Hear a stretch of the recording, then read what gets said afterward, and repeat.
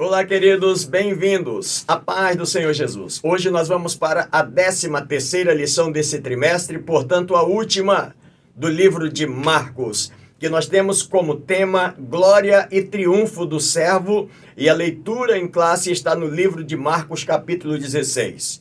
E os tópicos que nós vamos abordar são eles. Primeiro, ressurreição. Segundo, aparições. E terceiro, ascensão. Temos como objetivos nesse comentário proclamar o evangelho da salvação até que Jesus nos arrebate.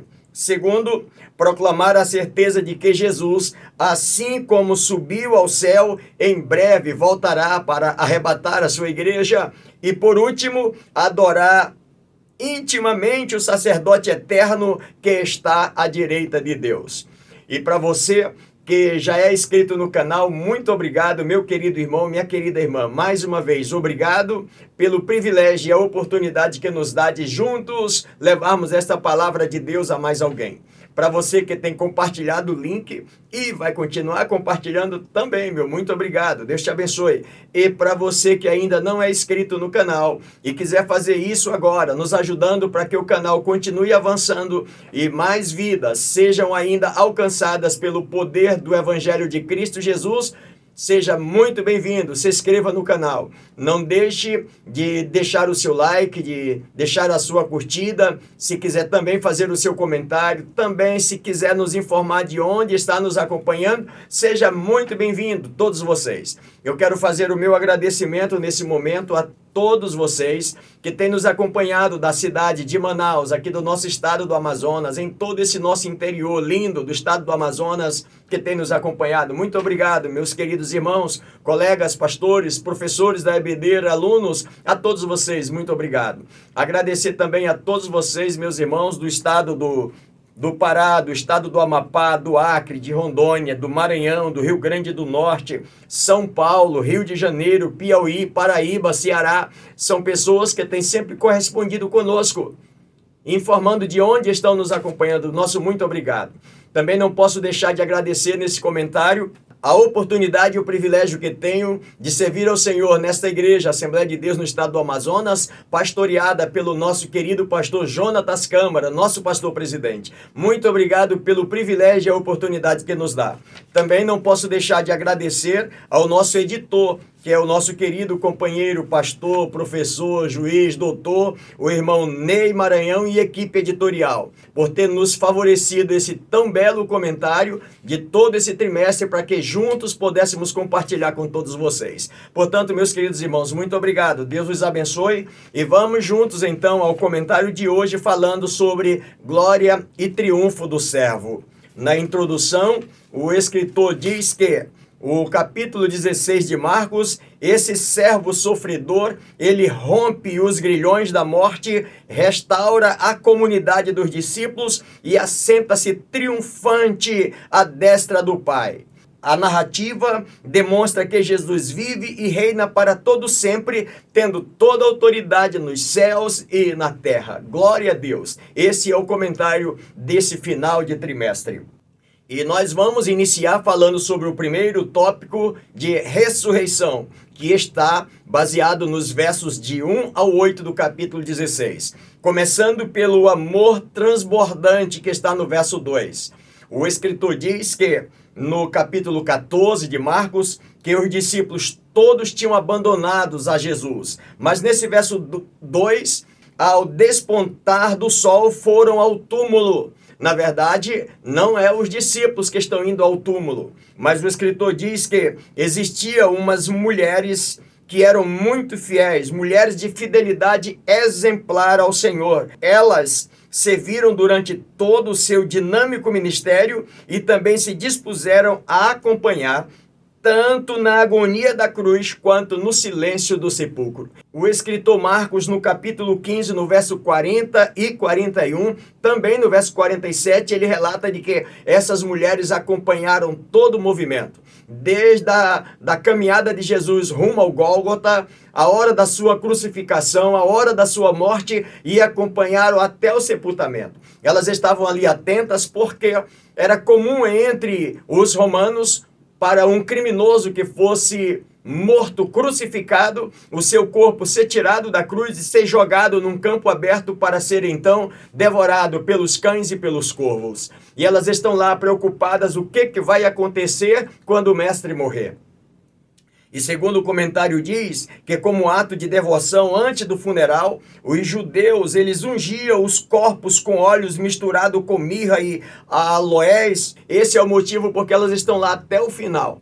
E a preocupação de que o corpo de Jesus poderia ser jogado em um campo aberto para ser então estraçalhado pelos cães e pelos corvos, elas estão lá preocupadas. Só sai de lá quando elas verem a definição de que José de Arimateia pedira o corpo de Pilatos, Pilatos libera e ele junto com Nicodemos prepara o texto de João, capítulo 19, no verso 38 ao 42, diz que Nicodemos levou quase 100 libras de um composto de mirra e aloés e envolveram nos lençóis e com as especiarias sepultaram Jesus num sepulcro novo que fora escavado numa rocha no horto, logo ali onde Jesus fora crucificado. O tempo não dava para fazer muita coisa, porque Jesus morreu às 3 horas da tarde e no sábado não podia se trabalhar, então eles fizeram com muita pressa. Foram 3 horas só para tudo isso, para ir com Pilatos, pedir a liberação, esperar Pilatos liberar o corpo, tirar o corpo, preparar tudo isso e ainda fazer o sepultamento antes de que a noite chegasse. E elas vão para casa, espera o sábado passar e quando termina o sábado elas já se preparam com as aromas e vêm então ao sepulcro. O texto diz que elas vêm cedo no primeiro dia da semana ao despertar do sol.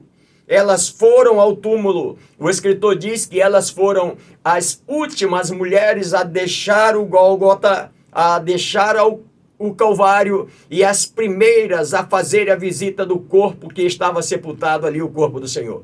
Elas as últimas que abandonam o barco e as primeiras que chegam lá para fazer a visita. No segundo tópico, o escritor fala de Cristo vive, que está no capítulo 16, no verso 6. O que é isso? É que elas vão andando em direção para chegar nesse lugar, nesse horto onde estava Jesus, no primeiro dia da manhã, muito cedo, e elas têm uma pergunta: quem nos removerá a pedra? Que pedra é essa? É porque quando se sepultava alguém, com muito cuidado, então se rolava uma grande pedra na entrada do sepulcro para evitar de que os ladrões roubassem aquele corpo ou mesmo os cães os devorassem. E elas, sabendo de que, segundo João, capítulo de número 20, no verso 19, os discípulos estavam todos com medo, trancados em um lugar, com medo dos romanos, com medo de que a perseguição também chegasse para eles. E eles estavam presos, trancados, e elas estão preocupadas: quem nos removerá a pedra? Essa era uma preocupação de todas elas. Mas quando elas chegam no sepulcro ali, que presencia um ato muito interessante, porque elas percebem a presença de um ser, de um anjo, que diz para elas assim: vocês estão em busca de Jesus, o Nazareno, que foi crucificado, ele não está aqui, ele ressuscitou. Venham e olhem o lugar onde ele estava. É interessante observar que o escritor Mateus, quando relata sobre isso, ele diz que naquela noite houve um terremoto, um anjo do Senhor desceu, removeu a pedra daquele lugar com força extraordinária, sobrenatural, não precisou de homens, o poder de Deus removeu a pedra e ele ainda assentou-se em cima. Mateus relata que o seu aspecto era como o aspecto de um relâmpago e as suas vestes brancas como a neve, e os soldados, ao ver aquela situação, eles não suportaram. Eles ficaram amedrontados e espantados e desmaiaram e ficaram como mortos. E é nesse momento que essas mulheres chegam e lá está o anjo para dar a notícia para elas de que ele não está mais ali, mas ele já havia ressuscitado. Mas o escritor prossegue ainda dizendo de que elas são as primeiras testemunhas de Jesus. Marcos 16, verso 7. E elas recebem uma ordem então do anjo: vai e anuncia aos discípulos que ele ressuscitou e que ele vai adiante de vós para Galiléia, como ele prometeu para vocês. Mas avisa também a Pedro, diz o texto. E essa essa afirmação que o anjo diz para elas, elas ficaram um pouco atônitas. Elas nunca tinham presenciado uma cena daquela, de ver no lugar onde estavam mortos, sepultados, e chegar no dia seguinte, alguém lhe dizer assim, ele ressuscitou, ele não está aqui. E segundo o texto, isso foi muito difícil para ela. Apesar de que o assunto ser muito familiar, Jesus havia dito que após a ressurreição os reencontraria na Galileia, que está em Marcos capítulo 14, verso 28. Isso era muito familiar entre eles. Porém, diante da situação, eles estão atônitos, sem conseguir acreditar, sem conseguir perceber que isso tinha acontecido de verdade. Também já havia afirmado que a essência do discipulado consistia em seguir as suas pegadas. Em Marcos capítulo 8, verso 34, Jesus deixou muito claro: quem quiser vir após mim, negue-se a si mesmo, tome a sua cruz e siga-me. Ele tinha dito isso, olha, siga-me, independentemente das circunstâncias, independentemente dos problemas e dos conflitos, sigam-me. Daqui para frente, a referência, quando o escritor diz que o anjo falou para elas, avisa os discípulos e avisa também a Pedro, a referência específica a Pedro é de uma riqueza espiritual comovente, mesmo sua chocante deserção que Pedro fez ou fizera com Jesus, lá no capítulo 14, do verso 72 de Marcos, quando ele ignorou Jesus, quando ele praguejou Jesus, que ele negou a Jesus. E Pedro, depois que o galo cantou, conforme as palavras do mestre, ele chorou amargamente. E na cabeça de Pedro, ele tinha sido o pior dos traidores de Jesus.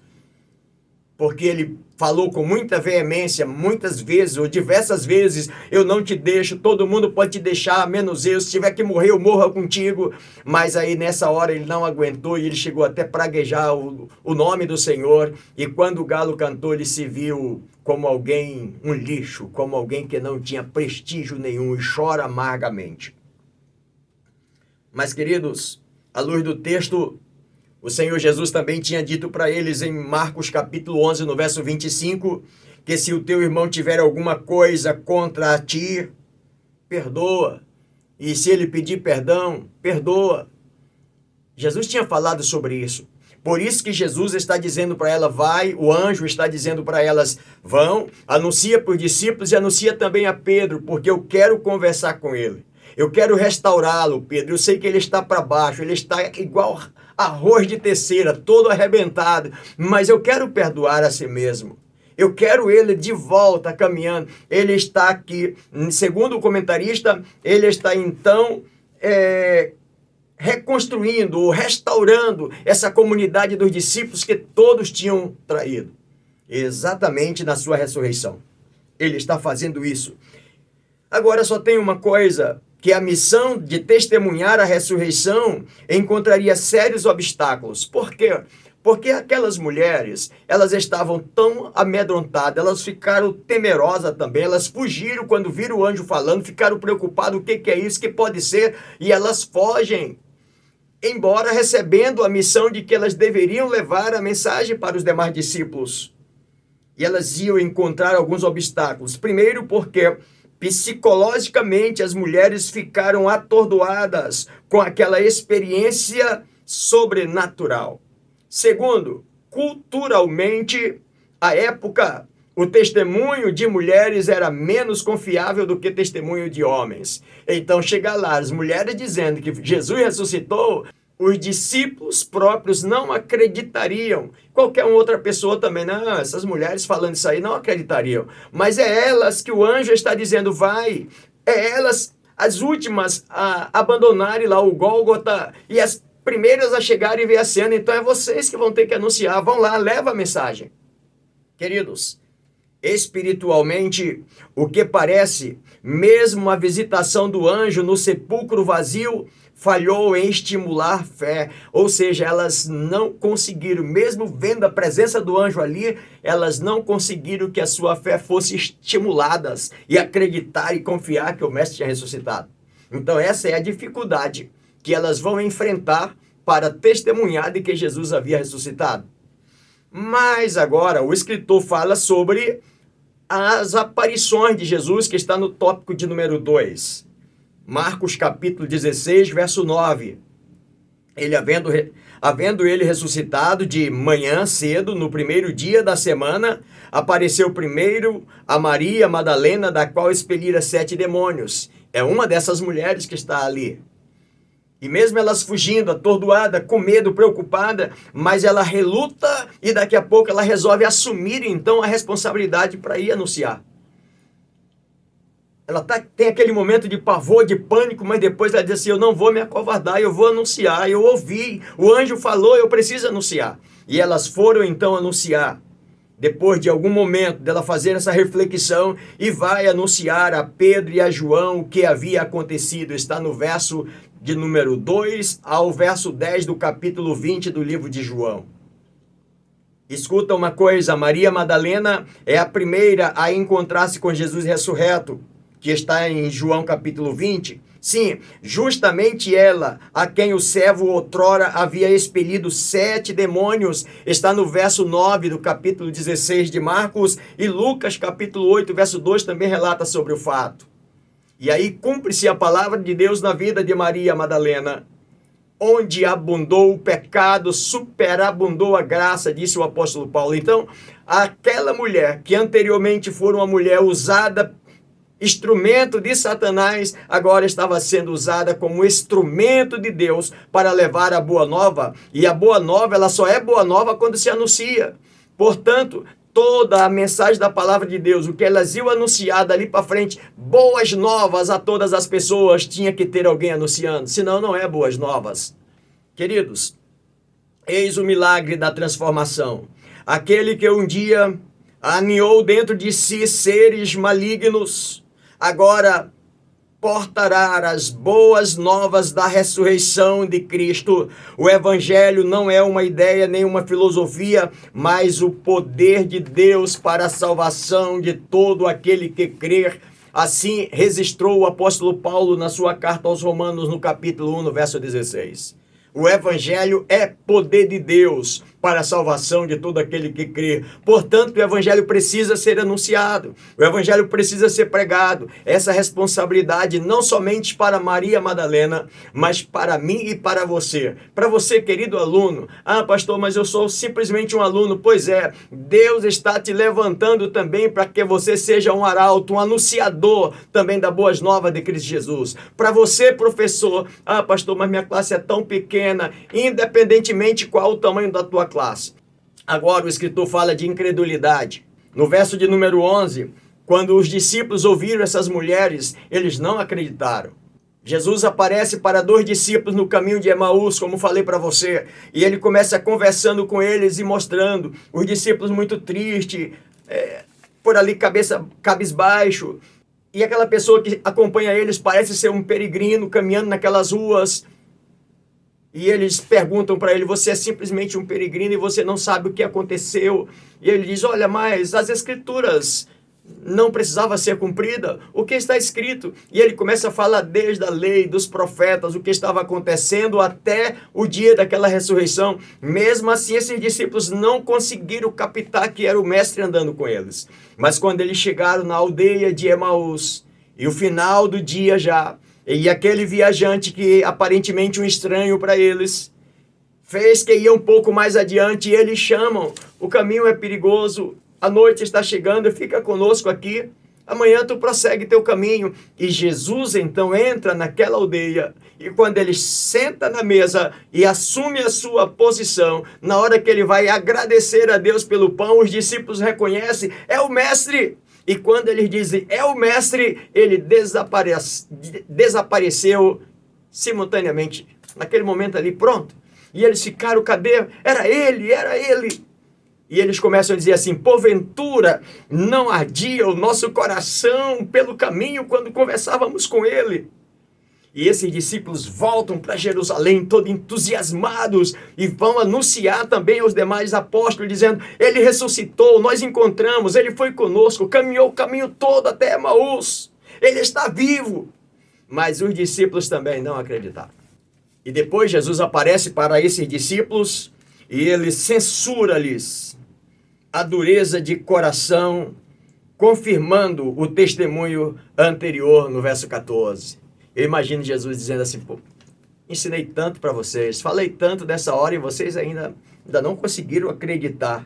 E nesse ponto do comentário, irmãos, o escritor diz: impressiona a indisposição dos discípulos em crer naquilo que tantas testemunhas relatavam com convicção, que as escrituras sinalizavam com clareza.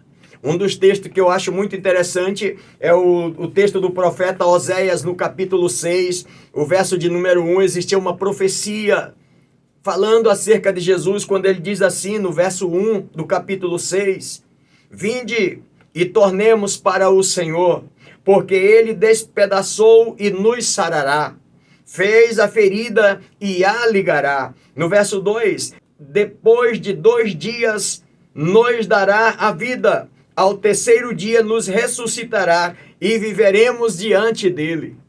No verso de número 3, ele ainda completa um pouco mais o texto quando ele diz assim: conheçamos e prossigamos em conhecer o Senhor. Como a alva será a sua saída, e ele a nós virá como a chuva seródia que rega a terra. Ou seja, existia dados proféticos que isso ia acontecer, e os discípulos sabiam disso, mas mesmo assim eles estavam completamente ignorantes acerca disso. E aí nós temos um alerta para nós, independentemente, irmãos, não importa quantas experiências espirituais tenhamos vivido, a fraqueza de fé desses primeiros privilegiados homens de Deus, que andaram lado a lado com Jesus, constitui-nos um eloquente alerta para permanecermos vigilantes na luta contra a catástrofe da incredulidade. Eu e você somos sujeitos a isso, e precisamos então aprender com esses discípulos de que nós também podemos falhar, para que essa catástrofe da incredulidade não tome conta do nosso ser e sejamos incrédulos de não acreditar naquilo que Deus é poderoso para fazer. O escritor agora fala de diversas aparições, pelo menos ele fala sobre 11 aparições. Não tenho como falar para você todas elas nesse vídeo, mas pelo menos umas 3 eu queria comentar com você. No Evangelho de João, capítulo 20, o verso 24 ao 29, Jesus já tinha aparecido para os discípulos não estavam todos reunidos, mas quando se reúne o restante, eles falam uns aos outros: o mestre apareceu aqui. Ele aparecia rapidamente, aparecia, e do jeito que ele aparecia, logo também ele saía. A sua presença deles era muito, muito rápida. E eles dizem então: o mestre apareceu. E Tomé, um dos discípulos, diz assim: eu não acredito. Eu só acredito que ele ressuscitou se eu ver. Se eu não ver, não adianta, eu não acredito. E o texto diz que Jesus apareceu e disse para Tomé: Tomé, estou aqui. Sede crente, Tomé, e não incrédulo. Tomé, vem aqui comigo. E o Senhor disse: coloca a tua mão aqui, ó, no lugar dos cravos, na minha mão. Coloca aqui a tua mão no lugar onde eu fui transpassado por uma lança. E diz a Bíblia que Tomé chegou, colocou o seu dedo na mão de Jesus e colocou a sua mão ao seu lado e disse: Senhor meu e Deus meu. E o Senhor olha para Tomé dizendo: Tomé, só porque você viu, você creu. Tomé, bem-aventurado aqueles que não viram e creram. Tomé, você precisa crer para ver o milagre acontecer e não esperar que o milagre aconteça para que você creia. Irmãos, essa é uma lição linda para todos nós, que precisamos crer no Senhor independentemente das circunstâncias à nossa volta. Crermos para que o milagre aconteça e não esperar que o milagre aconteça para que a gente creia no poder de Deus. Uma outra aparição que eu acho interessante está logo no capítulo 21 de João, quando Pedro chama 6 dos seus colegas discípulos e diz assim: vamos pescar. E eles pescam a noite toda. De manhã cedo, Jesus está na beira da praia com um braseiro, um peixe e um pão assando ali. E o dia vem clareando, ele pergunta: filhos, tem alguma coisa aí de comer? E eles respondem: não temos nada. E ele diz: lança a rede à direita do barco. E eles lançam a rede. E quando eles lançam, logo eles sentem que a rede estava topada, ou seja, cheia de peixes. E João, quando vê aquela cena, lembra lá dos milagres anteriores antes da morte de Jesus. E ele reconhece pela voz, reconhece pelo poder que está acontecendo agora ali, daquela pescaria, o dia claro, a noite toda pescando, não pega nada e simplesmente, misteriosamente acontece esse milagre. E João diz assim, é o mestre Pedro. E diz a Bíblia que Pedro pegou a sua capa, vestiu a sua capa e lançou-se dentro d'água e nadou até a beira da praia, porque já que eles estavam a quase 100 metros de distância. Os demais discípulos trazem o barco para a praia e chega lá, eles puxam e o escritor faz um relato dizer que eles conferem 153 grandes peixes e com tudo isso a rede não se rompeu devido ao milagre que Deus estava ali. Jesus estava ali fazendo isso.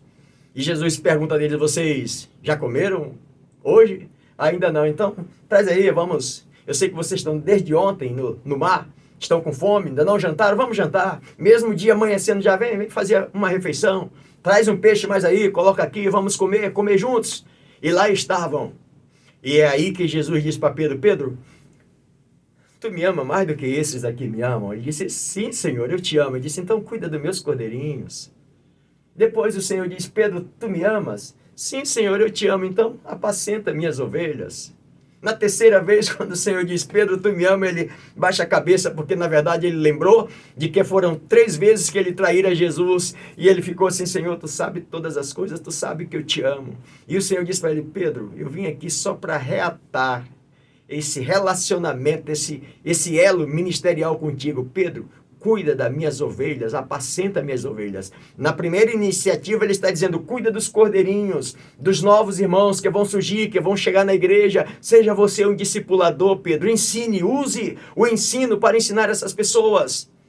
Também, Pedro, aqueles que já estão seguindo, apacenta, cuida deles, cuida das ovelhas. Pedro, eu vim aqui para te perdoar, tu está perdoado. Eu vim para dizer para você que de toda aquela falha que você teve, eu já perdoei. Eu quero você de novo no ministério comigo. Queridos, esse foi o motivo porque o Senhor tinha dito o anjo tinha dito para aquelas mulheres, avisa também a Pedro. Porque o Senhor queria restaurar Pedro nesse dia. Então essas aparições são as muito importantes. Uma outra que eu acho muito importante é o que o escritor relata no livro de Mateus, no capítulo de número 28, quando Jesus aparece para eles e diz assim, todo poder é me dado no céu e na terra, ide, portanto, fazei discípulos de todas as nações, batizando-os em nome do Pai, do Filho e do Espírito Santo, e ensinando a guardar todas as coisas que eu vos tenho mandado. Queridos, esta é uma mensagem que podemos dizer a grande comissão de Jesus para mim e para você. Querido aluno, querido professor, se disponha. Ah, pastor, mas eu sou simplesmente um aluno. Se disponha, o Senhor está precisando de alguém. Existe um campo vasto, aberto, esperando de alguém que vá e faça discípulos para o Senhor. Não discípulos para si, mas discípulos para o Senhor. O Senhor está precisando desses discipuladores. Aonde, pastor, isso? Pastor, qual é o país que está precisando? Olha, além das nossas fronteiras, existem vários países que precisam. Mas deixa eu te dizer, tu sabia que dentro do nosso próprio país existem estados aí que precisam de obreiros? Talvez na tua cidade, talvez no teu município, na tua vila, no teu bairro, na tua rua, precisa de alguém que fale, que leve a palavra de Deus. Eles já ouviram sim falar, mas talvez não tenham o conhecimento profundo de quem é o Senhor, o Salvador da nossa vida. Então se disponha. Lute, professor, não desista, aluno, prossiga. Existe um manancial de Deus para te abençoar, para fazer de você um grande instrumento de Deus. E aí o último tópico, o escritor fala da sua ascensão. Está no verso de número 15 ao 20, portanto, os últimos versos do capítulo. Uma vez cumprindo seu ministério terreno, não havia mais razões para Jesus permanecer fora de casa. Ele está voltando. Antes, porém, o Senhor restaura a comunidade de discípulos, bem como sua chamada missionária, constituindo-os, enfim, como seus genuínos embaixadores. Eu e você somos chamados, convocados pelo Senhor, para sermos os seus embaixadores aqui na terra e anunciar a palavra do Senhor. Com efeito, a palavra pregada a todas as criaturas e em todo o mundo precisa, como já falei para você, ainda hoje existem lugares que precisam de que alguém se disponha e se coloque à disposição para ir levar essa mensagem. Logo, não podemos ser tímidos ou negligentes na tarefa de, com amor e sabedoria, pregar o evangelho a todos e a qualquer lugar e em qualquer tempo, disse Paulo a Timóteo. Precisamos ter esse sentimento. Antes, pelo contrário, devemos estar sempre preparados para sermos boca de Deus. Querido aluno, mais uma vez, querido professor, não desista de continuar ensinando, de ensinar os seus alunos. Querido aluno, não desista da escola dominical, vai. Pastor, mas tá tão bom ouvindo aqui o senhor, sim, mas é lá com o teu professor que vocês vão ver a necessidade do lugar aonde vocês estão. E lá vocês vão, então, quem sabe, elaborar os planos, como vamos alcançar mais vida para o reino de Deus. Portanto, por favor, vai à escola dominical. Não deixa de ir à escola dominical. O escritor ainda fala sobre a destra de Deus, que está no verso de número 19. As aparições e desaparições de Jesus, depois da ressurreição, foram instantâneas. A ascensão, porém, foi gradual. Sua partida da terra deu-se com uma lenta e emocionante subida. É interessante que aqui o escritor Lucas relata no livro de Atos dos Apóstolos, do capítulo 1, do verso 6 ao verso 11, quando ele informa como é que Jesus vai subindo aos céus. Ele está conversando com os discípulos e ele sobe. E quando ele sobe, os discípulos ficam olhando até que as nuvens o encobrem. Mas dois anjos, dois varões com veste resplandecente, pousam-se ali ao lado deles e perguntam para eles: varões galileus, por que estão olhando para os céus? É possível que ele dissesse: nosso mestre, agora que estava ficando tão bom, e ele foi embora. Da mesma forma como vocês viram ele subir, ele há de voltar um dia para vir buscar todos vocês. Então nós temos aqui essa promessa gloriosa de que da forma como ele subiu, querido irmão, querida irmã, um dia ele há de voltar. Importante lembrar que para os judeus não havia novidade em um grande herói ascender visivelmente aos céus, como ocorreu com Elias. Só que com Jesus a coisa é diferente. Ele não subiu, não somente subiu, como também foi recebido nas alturas e assentou-se à destra de Deus.